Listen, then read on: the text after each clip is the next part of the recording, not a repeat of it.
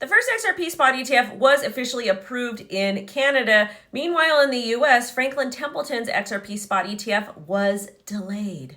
And yes, there are some of you that can actually trade this Canadian spot ETF, and I'll explain that in a moment.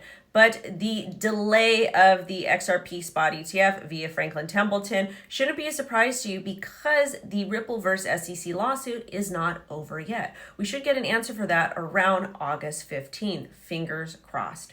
But let's go ahead and talk about this XRP spot ETF in Canada, and we'll also give a little bit more information about the Franklin Templeton XRP spot ETF. According to Cointelegraph, 3iQ's XRP spot ETF launched on the Toronto Stock Exchange. And it is available to Canadian investors through registered accounts and globally to qualified investors subject to local rules. So you're somebody that wants to trade the XRP spot ETF, you're going to have to go do your due diligence. I have a feeling it's only available to accredited investors, etc. But again, I digress.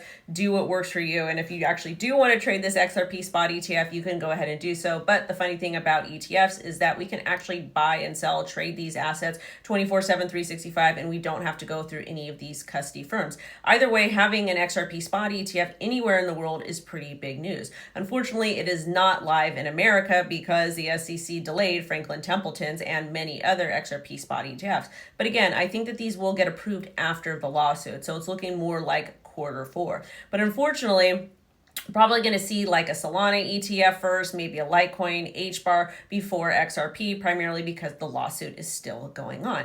But at the same time, that is not stopping Ripple from making pretty big news. Now that we have the Genius Act getting very, very, very close to actually becoming law, you guys have to remember the Senate approved it, and now it's going to go to the House for approval. Once the House approves it, it goes to the president's desk. The chances of the president signing off on this are going to be pretty big in my opinion, and I also think the House will vote on it in a positive manner, primarily because it's already had a lot of revisions in the Senate. But you have to remember, Ripple has XRPL. So even though they don't have the XRP spot ETF, and that might take a while, Ripple is still making a lot of really big moves with their XRPL and their stablecoin RLUSD.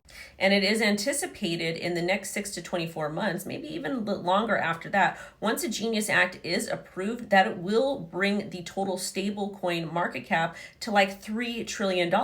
And the entire crypto market cap right now is currently sitting around $3 trillion just as is, with stablecoins, crypto, and Bitcoin.